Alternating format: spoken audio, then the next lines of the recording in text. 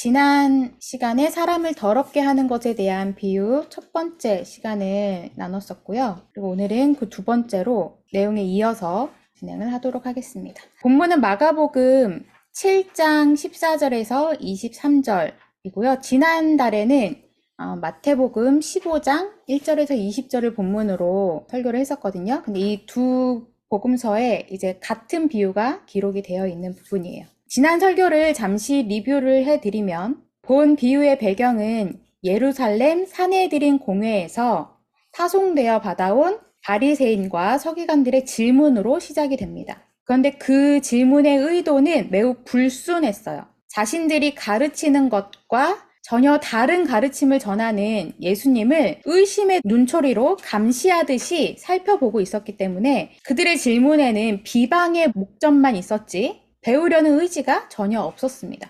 유대인들은 식사하기 전에 손을 씻는 것을 매우 엄격하게 지켰다고 했죠. 손을 씻지 않고 음식을 먹으면 그 음식이 더러워져서 곧 부정하게 되어서 먹는 사람을 더럽힐 것, 곧 부정하게 만들 것이라는 생각이 있었기 때문이에요. 그래서 예수님의 제자들이 손을 씻지 않고 음식을 먹는 것을 목격하자 장로들의 전통을 어겼다고 비방했던 것입니다. 그들은 예수님의 제자들이 왜 그렇게 했는지 그 이유가 정말 알고 싶은 것이 아니라 순전히 비방하기 위한 목적으로 그 질문을 던졌던 거예요.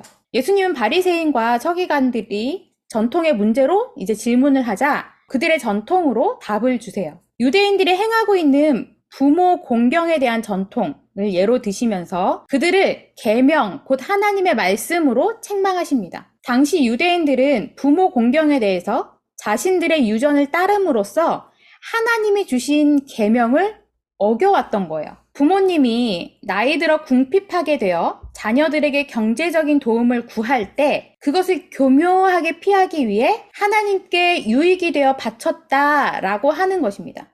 그걸 뭐라고 했었죠? 고르반 맹세입니다.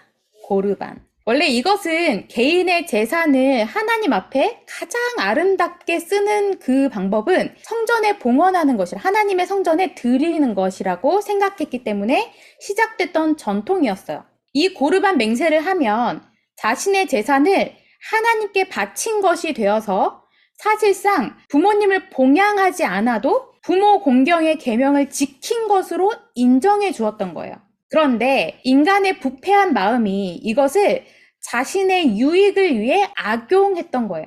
예수님은 이러한 장로들의 유전이 10계명의 제5계명을 불순종하는 것임을 분명하게 말씀하십니다. 율법에 따르면 부모를 공경하지 않으면 죽음에 이르게 됨에도 자신들이 만든 전통으로 하나님의 말씀인 계명을 무시했던 그들이었어요. 그런 그들을 향하여 예수님은 이사야 선지자의 말씀을 인용해서 진정성, 곧 마음은 없고 입으로만 공경하고 하나님의 말씀이 아닌 자신의 소견, 곧 사람의 계명으로 헛되이 경배하는 그들의 외식을 책망하십니다.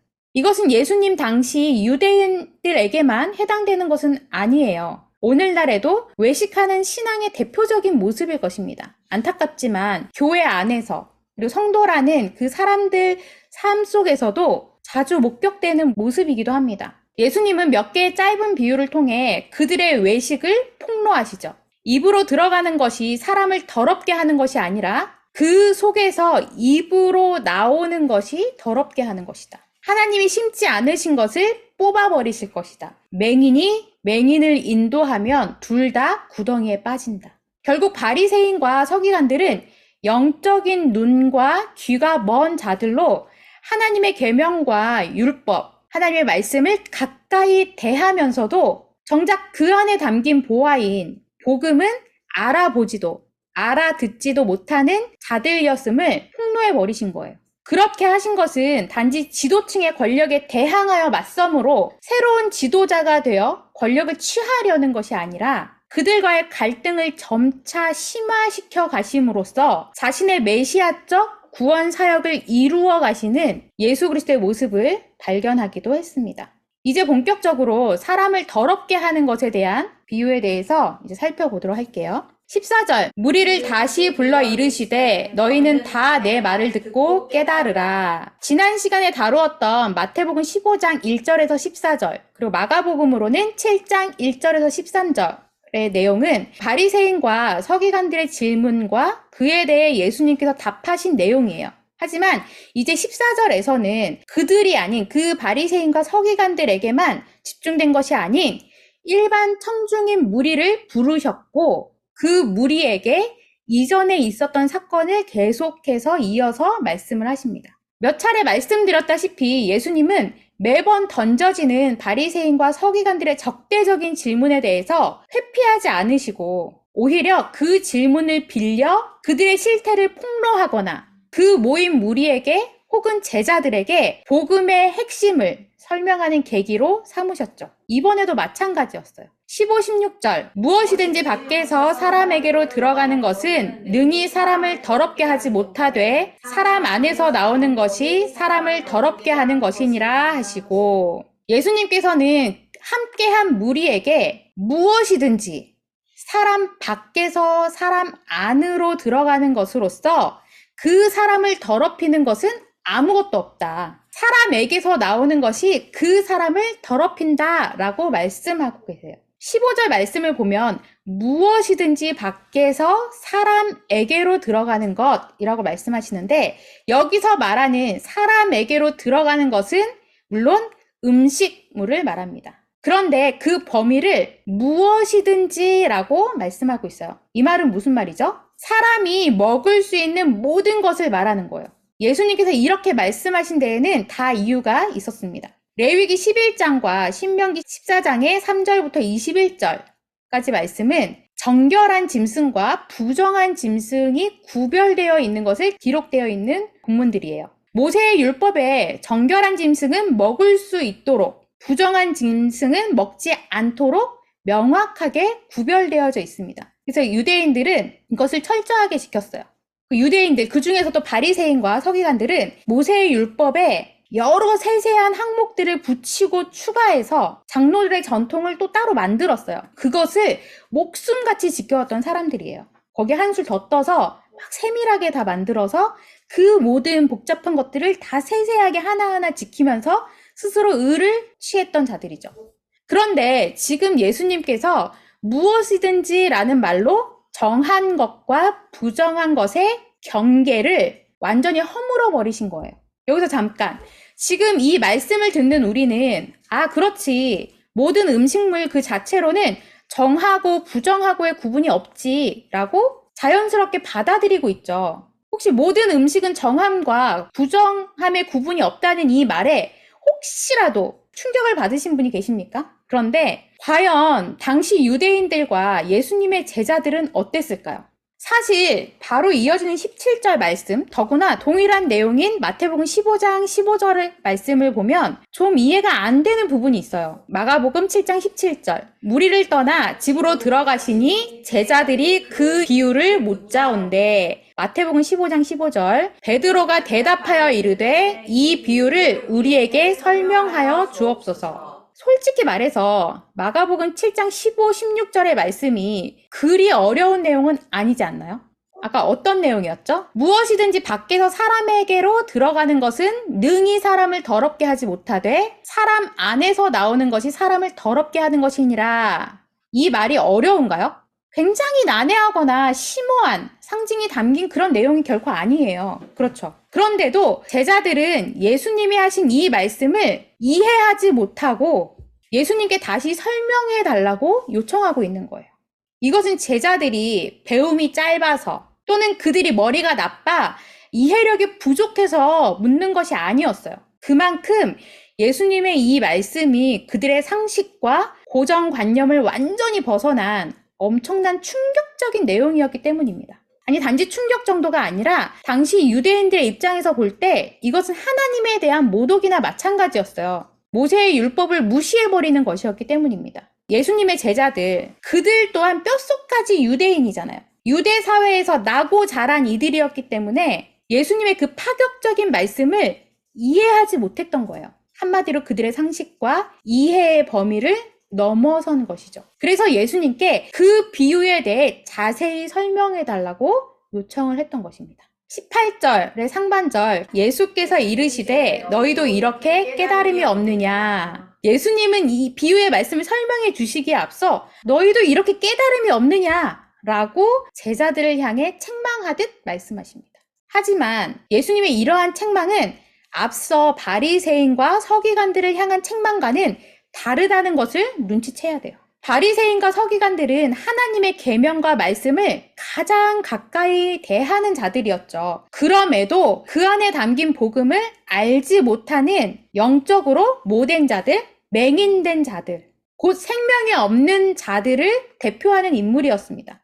반면 제자들은 물론 그 가운데 한 명은 제외되었지만 예수 그리스도로 말미암아 구원받은 자들로 분명 생명이 있는 자들이었습니다. 그런데도 지금 그들은 복음을 깨달아 알지 못하고 있는 거예요. 하지만 이것은 제자들이 영적 맹인, 곧 바리새인과 서기관들처럼 생명이 없는 의미로서의 맹인이어서가 아니라 아직 그들 안에 성령이 내주하기 전이었기 때문에 복음을 온전히 깨닫지 못했던 것이라고 봐야 되죠. 아울러 그만큼 당시 유대인들에게 율법과 계명 외에도 장로들의 전통과 유전, 고정관념이 얼마나 뿌리 깊게 박혀 있었는지를 보여주는 것이기도 합니다. 사도행전 11장을 보면 베드로가 등장합니다. 베드로가 요빠에서 기도할 때 황홀한 중에 이제 환상을 보게 됩니다. 베드로가 큰 보자기 같은 그릇이 하늘로부터 내려와 자기 앞에 드리워진 것을 보니 들짐승과 기는 것과 공중에 나는 것 등이 있었습니다.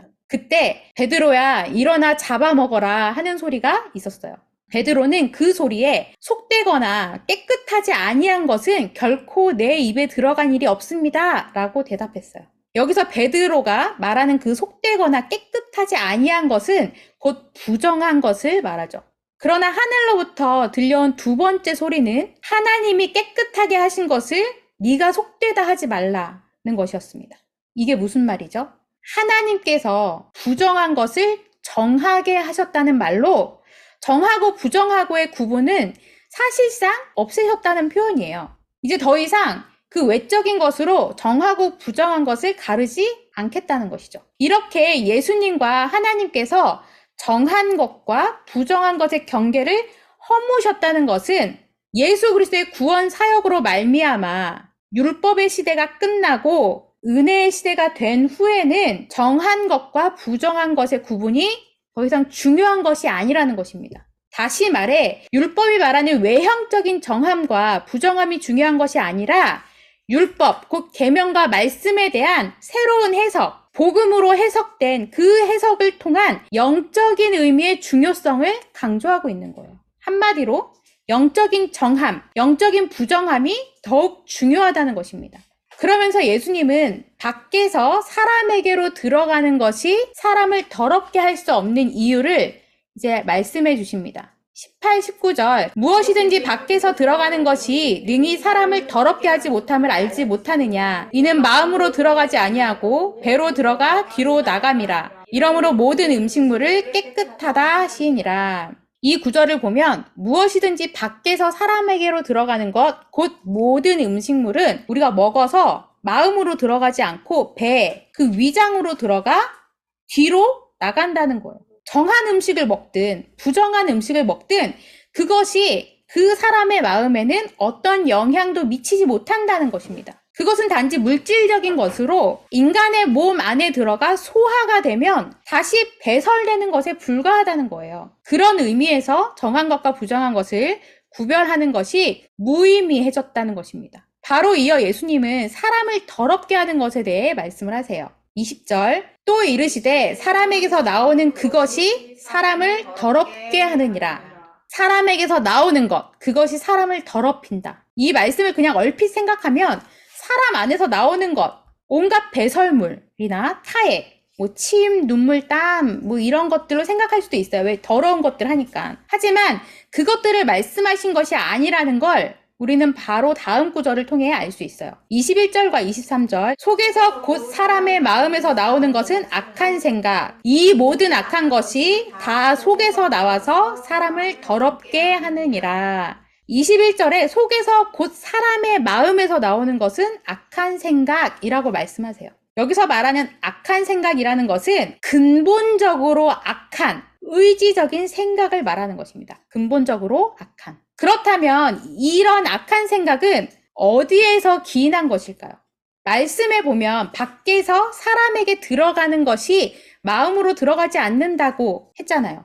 그렇다고 예수님께서는 마음으로 들어가는 다른 어떤 것이 있다고 말씀하지도 않으셨어요. 밖에서 들어간 것이 없음에도 불구하고 악한 생각이 이 사람의 마음에서 나온다고 말씀하십니다. 그렇다면 이제 남은 것은 하나죠. 그 악한 생각이 사람의 마음속에 이미 애초에 있었다는 거예요. 이와 같은 입장은 이미 창세기에서부터 언급되어 있습니다. 창세기 6장 5절의 말씀, 여호와께서 사람의 죄악이 세상에 가득함과 그의 마음으로 생각하는 모든 계획이 항상 악할 뿐임을 보시고, 이미 사람의 마음속에는 악한 생각이 있었다는 것입니다. 조금 더 앞의 내용을 살펴보면 창세기 4장을 볼게요. 가인의 모습이 나와요. 여호와 하나님께 제사를 드렸으나 하나님께서 그것을 받지 않으셨어요. 그때 가인은 몹시 분하여 안색이 변했다고 합니다. 그런 그의 모습에 대해 하나님께서는 네가 선을 행하면 어찌 낯을 들지 못하겠느냐 말씀하시면서 죄가 너를 원한다고 말씀하셨어요. 그리고 가인의 내면적인 악한 생각은 결국 동생을 죽이는 외형적인 결과로 드러나게 되었습니다. 그런데 이와 같은 일들이 왜 일어나게 되었습니까? 그것은 처음 인간 아담과 하와가 범한 죄의 결과였어요. 하나님의 형상대로 지음받은 그들이었지만 뱀의 유혹에 그 마음을 빼앗기게 되었고 그 결과 악을 알게 되었습니다. 그런 의미에서 예수님께서 말씀하시는 악한 생각은 밖에서 안으로 들어간 것이 아니라 타락한 모든 사람의 마음속에서 자생하여 자리 잡고 있었던 것임을 말씀하고 있는 거예요. 예수님은 그런 악한 생각들이 무엇인지 예로 들어주세요. 21절과 22절, 속에서 곧 사람의 마음에서 나오는 것은 악한 생각, 곧 음란과 도둑질과 살인과 간음과 탐욕과 악독과 속임과 음탕과 질투와 비방과 교만과 우매함이니. 여기서 나열된 목록을 살펴보면 10계명 제6계명부터 10계명까지의 내용을 모두 담고 있습니다. 6계명은 살인하지 말라, 7계명은 간음하지 말라, 8계명은 도둑질하지 말라, 9계명은 내 이웃에 대하여 거짓 증거하지 말라, 10계명은 내 이웃의 집을 탐내지 말라 라고 되어 있죠. 예수님이 굳이 10계명을 예로 삼아 말씀하신 이유는 뭘까요? 이는 바리새인과 서기관들을 비롯한 유대인들이 장로들의 유전과 전통은 목숨을 걸고 지키면서 정작 하나님의 계명을 지키지 않고 있음을 빗대어 말씀하신 거예요. 음란과 도둑질과 살인과 간음과 탐욕과 악독과 속임과 음탕과 질투와 비방과 교만과 우매함. 사람의 마음속에서 나오는 악한 생각에는 이 모든 것들이 포함되어 있습니다. 이 모든 악한 것이 다 속에서 나와 그 사람을 더럽게 한다고 말씀하십니다. 여기서 잠깐. 여기 이 부분에서 자칫 오해하고 실수를 범하기 쉬워요. 악한 생각이 무엇인지 나열된 이 항목들을 하나하나 헤아리면서 저런 악한 생각과 마음을 품지 말아야지. 도둑질이나 살인도 안 할 거야. 다른 사람을 질투하지도 비난하지도 속이지도 않을 거야. 이런 결심을 하고 결단하면서 행위 쪽으로 가기가 쉽다는 거예요. 이런 면에서 우리 안에 복음사역과 회복사역이 같이 있다는 것이 얼마나 감사한지 모릅니다. 저 항목들을 볼 때 다림줄이 떠오르지 않으셨나요, 여러분? 우리는 그것들을 하지 말자가 아니라 하나님 앞에서 다룰 수 있음에 감사한 자들입니다. 그런 항목들을 보고 결단을 하고 행위 쪽으로 가는 그것 때문에 제가 지난 시간에 본 비유를 다루게 되었다고 말씀을 드렸어요. 예수님께서 비유의 의미가 무엇인지 이제 제자들에게 자세히 설명을 주신 것을 또다시 문자 그대로 율법적 교훈으로 받아들이고서는 그러니까 우리의 입에서 나오는 말을 조심해야 되고 마음에서 나오는 악한 생각을 조심하고 살인과 간음, 음란과 도둑질과 거짓 증언, 비방을 하지 않도록 합시다 라는 식의 결론에 이르는 경우가 많기 때문이라는 거예요. 그렇다면 우리는 오늘 이 비유의 말씀을 통해 무엇을 깨닫고 또 어떻게 해야 하는 걸까요? 예수님이 오늘 본문을 통해 하시고자 하신 말씀을 정리하면 이렇습니다. 너희가 지금 장로들의 전통을 기준으로 내 제자들을 향하여 손을 안 씻고 음식을 먹었으니까 너희가 율법을 어겼다, 너희가 부정하다라고 말하는데, 오히려 손을 안 씻고 먹은 그들에게 부정하다고 비방하는 너희가 더러운 자다. 그렇게 비방하는 너희가 부정한 자다. 너희의 그 비방하는 말은 하나님의 율법과 말씀을 수호하려는 그런 순수한 의도에서 하는 것이 아니라 장로들의 전통과 유전을 목숨같이 지키는 그 행위로 스스로 의로운 자라고 여기는 그 악한 생각에서 나온 것들이다. 그런 악한 생각들이 너희를 더럽게 하는 것이다. 라고 말씀하십니다.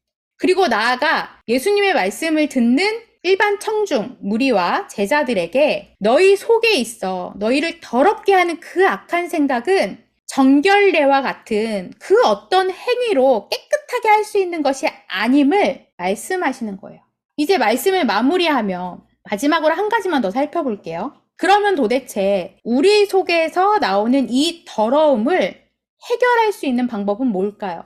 로마서 3장 9절에서 14절. 그러면 어떠하냐? 우리는 나으냐? 결코 아니라. 유대인이나 헬라인이나 다 죄 아래에 있다고 우리가 이미 선언하였느니라. 기록된 바 의인은 없나니 하나도 없으며 깨닫는 자도 없고 하나님을 찾는 자도 없고 다 치우쳐 함께 무익하게 되고 선을 행하는 자는 없나니 하나도 없도다. 그들의 목구멍은 열린 무덤이요 그 혀로는 속임을 일삼으며 그 입술에는 독사의 독이 있고 그 입에는 저주와 악독이 가득하고. 사도 바울은 그의 여러 서신서를 통해서 하나님께서 율법을 주신 이유는 그것을 지켜내어 의를 쟁취하라고 주신 것이 아니라 인간은 율법의 의로는 결코 하나님의 의에 이룰 수 없다는 것을 보여주기 위함이었으며, 또 예수님께서 율법을 완성하시고는 그 이루어내신 의를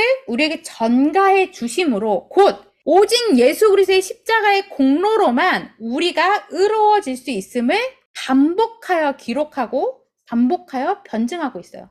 그러면서 그는 인간의 실존이 어떠한지에 대해서도 여러 다양한 방법과 표현으로 설명합니다. 그런데 로마서 3장에서는 이렇게 표현하고 있는 거예요. 의인은 단 한 사람도 없고 선을 행하는 자도 없으며 그들의 목구멍은 열린 무덤 같고 그 혀로는 속임을 말하고 그 입술에는 독사의 독이 있고 그 입에는 저주와 악독이 가득하다 라고 묘사하고 있는 거예요. 이 구절을 좀 보면 그들의 목구멍이 뭐와 같다고 하죠? 열린 무덤. 무덤 안에는 뭐가 있죠? 시체. 부패한 시체가 있는 무덤이 열리면 거기서 뭐가 나오겠어요? 고약한 악취가 먼저 착 스며 나오겠죠. 그리고 더럽고 습한 그 공기, 그리고 구더기와 같은 더러운 벌레들.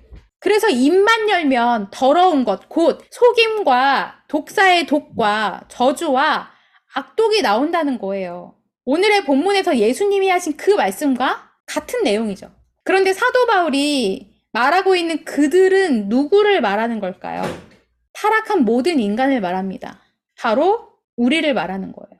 로마서 3장 23절에서 27절. 모든 사람이 죄를 범하였음에 하나님의 영광에 이르지 못하더니 그리스도 예수 안에 있는 속량으로 말미암아 하나님의 은혜로 값없이 의롭다 하심을 얻은 자 되었느니라. 이 예수를 하나님이 그의 피로써 믿음으로 말미암는 화목 제물로 세우셨으니 이는 하나님께서 길이 참으시는 중에 전에 지은 죄를 간과하심으로 자기의 의로우심을 나타내려 하심이니 곧 이때에 자기의 의로우심을 나타내사 자기도 의로우시며 또한 예수 믿는 자를 의롭다 하려 하심이라. 그런즉 자랑할 때가 어디냐? 있을 수가 없느니라. 무슨 법으로냐? 행위로냐? 아니라 오직 믿음의 법으로니라.